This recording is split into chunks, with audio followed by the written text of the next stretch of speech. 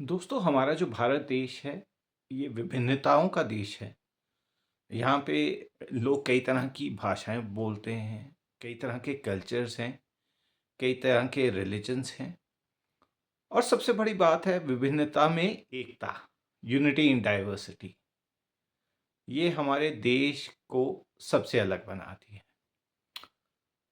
दोस्तों मेरा नाम अमित महाजन है और मैं आपका अपने YouTube channel layman history and geopolitics पर नमस्कारम वनक्कम आपका बहुत बहुत स्वागत करता हूँ। दोस्तों आज जिस टॉपिक पे मैं बात करना चाहूँगा, ये एक ऐसा टॉपिक है जो सदियों से नहीं, ये कहूँगा कि सन 47 की आज़ादी के बाद से हमारे देश में चला आ रहा है। और ये टॉपिक क्या है?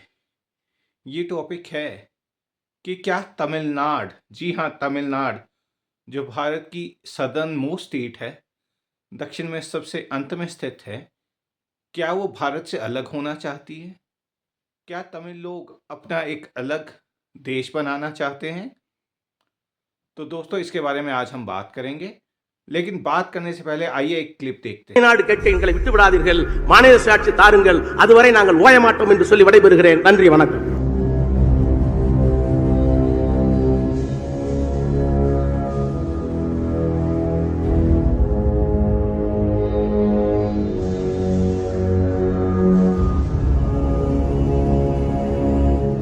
तो दोस्तों देखा हमने यहाँ पे तमिलनाडु के एक पॉलिटिशियन हैं ए राजा, ये यूपीए 2 में मिनिस्टर भी रह चुके हैं टेलीकम्युनिकेशन के। इन्होंने एक बयान दिया और ये बयान कोई 2 साल पुराना है।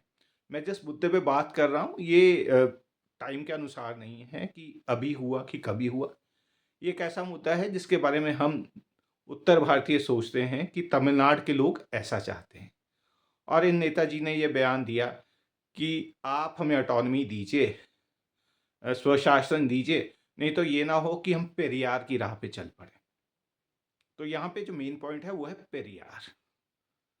तो दोस्तों पेरियार थे कौन, है कौन पेरियार? तो सन 47 की आज़ादी से पहले भारत के दक्षिणवर्ती भाग में एक इंसान का जन्म होता है। उनका नाम था इरोड वेंकटस्वामी रामास्वामी, जिन्हें हम प्यार से पेरियार बुलाते हैं। इनका जन्म कन्नड़ नायकर परिवार में हुआ था और ये उस टाइम पे मद्रास प्रेसिडेंसी में रहा करते थे। जो सदर्न मोस्ट स्टेट्स हैं इंडिया की आज की, वो उस टाइम मद्रास प्रेसिडेंसी का हिस्सा थी। और इनका ये कहना था कि देखिए पेरियार की एक सोच थी कि वो लॉजिक पे चलते थे और साइंस पे चलते थे। तो वो एक तरह से नास्तिक थे, कह सकते हैं हम कि नास्तिक थे। वो एक बार काशी गए थे तो वहाँ के हालात देखे बहुत विचलित हुए। उसके बाद उन्होंने बहुत सोचा समझा और शायद उन्हें ये समझ आया कि धर्म, उनके अनुसार धर्म ये था कि हम अपनी जो वीकनेस है उसको छुपाने के लिए धर्म का सहारा लेते हैं, धर्म की आड़ में छुपते हैं। तो उन्होंने बोला साइंस सर्वोपरि है, साइंस को मानिए, लॉजिक को मानिए, साइंटिफिक एजुकेशन पे ध्यान दीजिए। और उनका बेसिक पॉइंट ये था कि वो ब्राह्मण्स के अगेंस्ट थे, वो आर्यन डोमिनेशन के अगेंस्ट थे। देखिए उस टाइम पे हुआ क्या था कि पूरे दक्षिण भारत में मद्रास प्रेसिडेंसी में 3% ब्राह्मण थे और 3% ब्राह्मण्स के पास 70% गवर्नमेंट जॉब्स थी। तो क्या ये सही था? 3% लोग, 70% गवर्नमेंट जॉब्स। और होता क्या था, ये ब्राह्मण थे, ये एजुकेटेड थे। अंग्रेज़ों ने जब अंग्रेजी शिक्षा का प्रचार प्रसार किया तो ब्राह्मणों ने बहुत तेज़ी से इसे ग्रहण किया और वो गवर्नमेंट जॉब्स में चले गए। अब होता क्या था कि जब अंग्रेज़ अपने लोगों को ऋण इकट्ठा करने के लिए भेजते थे, टैक्सेस वसूल करने के लिए भेजते थे या किसी कार्य के लिए भेजते थे, तो अमूमन वो एक ब्राह्मण ही होता था। तो जब एक आम इंसान के पास जाके ब्राह्मण उसे लताड़ेगा कि ला पैसे ला, या तेरा ये काम गलत है, तुझे इसके लिए दंड मिलेगा, वो आदमी अगर ब्राह्मण हो तो लोगों के मन में द्वेष तो उत्पन्न होगा ही। और वो द्वेष उत्पन्न हुआ और इसी के एवज में क्या होता है कि साउथ में एंटी ब्राह्मणिज्म ऊपर उभरा और उसके साथ ही उभरा एंटी आर्यनिज्म, कि आर्यंस ने डोमिनेट किया है, ब्राह्मण जो वर्ण व्यवस्था में सबसे ऊपर हैं। जैसे आप हम सब जानते हैं ब्राह्मण, क्षत्रिय, वैश्य और शूद्र, ब्राह्मण सबसे ऊपर हैं। तो ये आर्यंस के जो नॉमिनीज हैं ये हमारी सोसाइटी के साथ नहीं बैठते, ये परियार का कहना था। पेरियार ने एक पार्टी बनाई, जस्टिस पार्टी, और उसके बाद उन्होंने बनाई द्रविड़ कज़गम। और हुआ क्या कि वो सन 47 में, अब बात आती है आज़ादी पे, कि क्या कन्नड़, ये जो तमिल लोग थे, क्या ये एक अलग अ, मुल्क चाहते थे अपना। तो बात ये थी कि पेरियार का ये कहना था कि अंग्रेज जाते हैं तो जाएं, हमें एक अलग देश दिया जाए, द्रविड़ नाडु दिया जाए। और तमिलनाडु में कौन कौन सी स्टेट्स होनी थी? आज के हिसाब से होना था कर्नाटका, आंध्रा, तेलंगाना, पुडुचेरी, केरला और तमिलनाडु। तो वो चाहते थे अपने लिए एक स्वतंत्र राज्य जिनमें आर्यंस की डोमिनेशन ना हो। जो साउथ के लोग हैं वो अपनी लैंग्वेजेस को बचा सकें, अपने कल्चर को बचा सकें। और वो तो सन 47 में जब देश आज़ाद हो रहा था, वो तो प्रेपरेशंस में भी भाग, सेलिब्रेशंस में भी भाग नहीं लेना चाहते थे। लेकिन उस टाइम पे एक आदमी थे, सीएन अन्नादुराई। उन्होंने ये कहा कि अगर हम पार्टी से इन सेलिब्रेशंस में नहीं जाएंगे तो इससे लोगों के बीच में बहुत गलत मैसेज जाएगा। और उसके बाद पार्टी ने जाके उनमें भाग लिया, सेलिब्रेशंस में। और 1949 में इन्होंने, सीएन अन्नादुराई ने द्रविड़ मुनेत्र कज़गम डीएमके की स्थापना की, जो आज तमिलनाडु की रूलिंग पार्टी है। और वो तमिलनाडु के पहले गैर कांग्रेसी मुख्यमंत्री बने 1967 में जाकर। अब हुआ क्या कि पहले तो इनकी डिमांड ये थी कि हमने पॉलिटिकल पार्टी बनाई है और हम पॉलिटिकल पार्टी के थ्रू अपना वॉइस रेज करेंगे, अपना द्रविड़ नाडु लेंगे। लेकिन 1962 में भारत चीन की जंग हुई। उस जंग में हम जानते ही हैं क्या हुआ। और उसके बाद सरकार ने 14th अमेंडमेंट पास की, जिसके अनुसार ये था कि कोई भी पॉलिटिकल पार्टी अगर वो देश के खिलाफ जाती है तो सरकार को उसे बैन करने का हक होगा। तो अन्नादुराई का ये कहना था कि अगर ऐसा कुछ होता है, पार्टी बैन हो जाती है, तो हम अपने अधिकारों के लिए लड़ेंगे कैसे। तो ये वो वक्त था, याद रखिए दोस्तों, जब अन्नादुराई ने, तमिल लोगों ने सेपरेटिज्म की मांग को ख़त्म कर दिया। वो इंडियन यूनियन में एलिमिनेट हो गए और उनका ये कहना था कि हमें ऑटोनॉमी चाहिए, हम भारत के साथ रहेंगे। तब से चला आ रहा है, आज भी चला आ रहा है। तमिल कभी भारत से अलग नहीं होना चाहते, वो भारत में ही रहना चाहते। तो सीएन अन्नादुराई बने पहले गैर कांग्रेसी मुख्यमंत्री 1967 में। उन्होंने ऑटोनॉमी की मांग की, कुछ कमीशंस भी बने। और देखिए दोस्तों, यहाँ पे बात सेटल हो गई कि तमिलनाडु के लोग भारत से अलग नहीं होना चाहते। जितनी भी अफवाहें हैं, ये मीडिया फैलाता है, दुष्प्रचार करता है, उसका कोई मतलब नहीं। अब आते हैं दूसरे मुद्दे पे। दूसरा मुद्दा आता है भाषा का। तमिल लोग बोलते हैं तमिल भाषा, हम उत्तर भारतीय बोलते हैं हिंदी भाषा। अब होता क्या है कि जो तमिल भाषा है, इसकी हिस्ट्री 5-6 हजार साल पुरानी है। वहां पे एक सिविलाइजेशन मिली है मदुराई के पास, किलाड़ी सिविलाइजेशन उसे कहते हैं। उसमें 6th century BCE, before Christ के आर्टिफैक्ट्स मिले हैं, जिसमें तमिल और ब्राह्मी में लिखा गया है।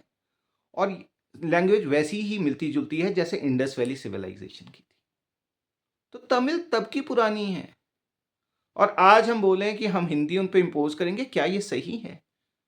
उनकी लैंग्वेज का अपने एक रूट्स हैं, एक हिस्ट्री है, एक कल्चर है। 2000 साल पहले एक सेंट होते हैं थिरुवुल्लार, जो कि एक तमिल आइकन है, संत थे वो।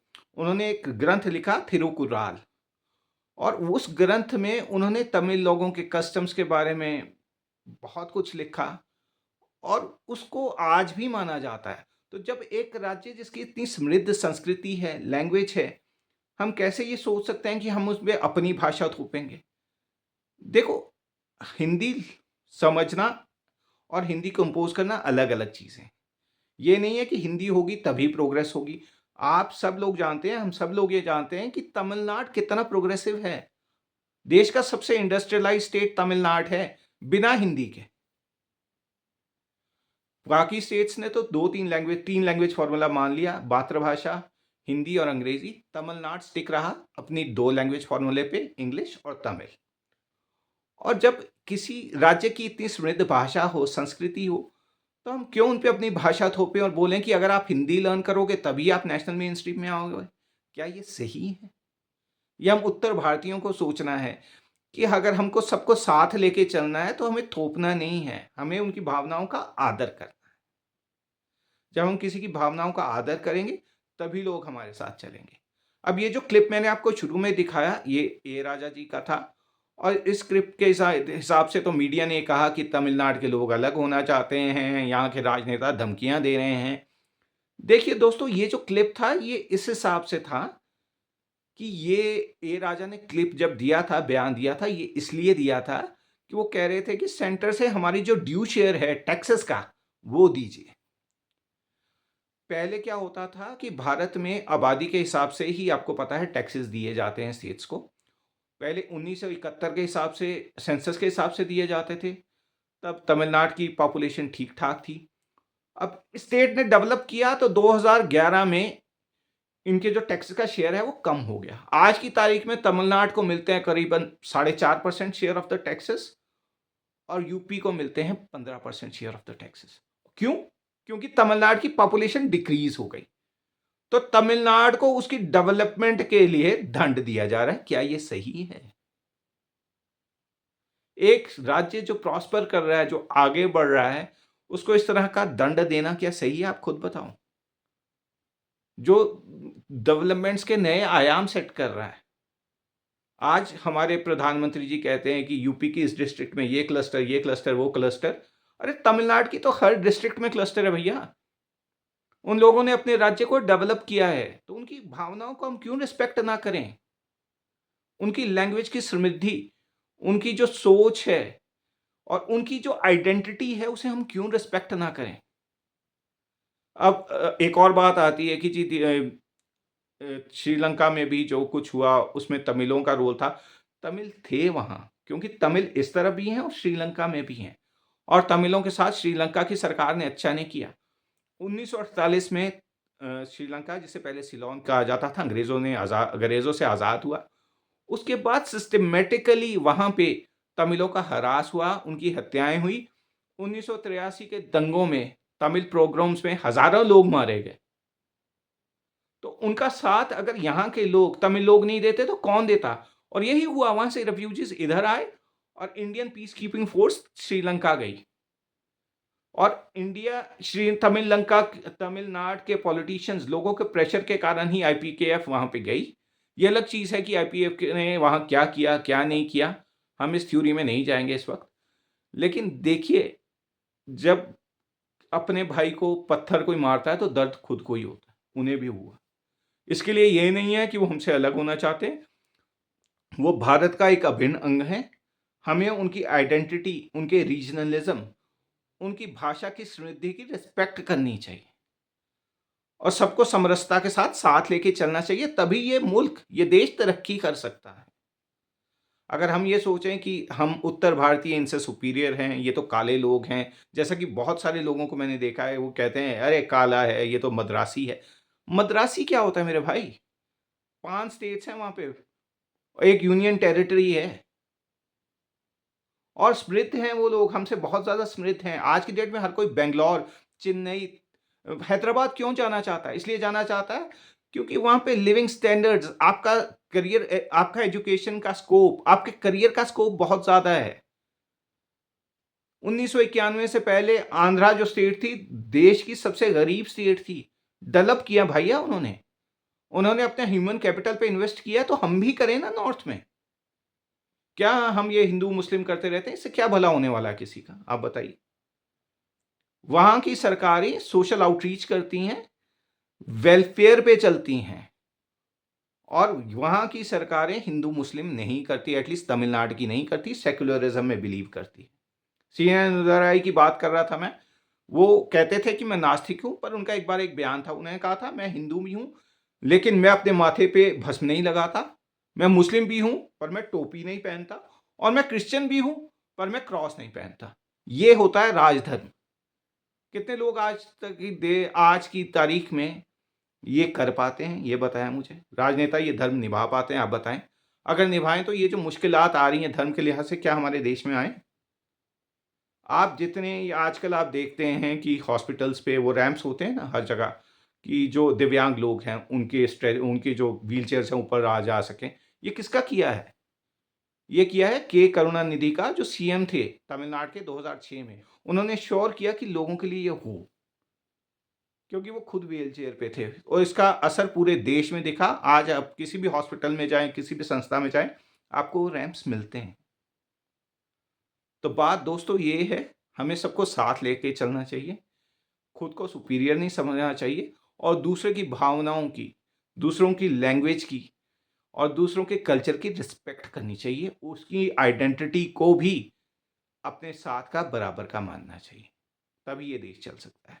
इसी के साथ अपनी आज की प्रेजेंटेशन खत्म करूंगा दोस्तों। आशा है आपको मेरा आज का वीडियो पसंद आया होगा। मेरा नाम अमित महाजन है।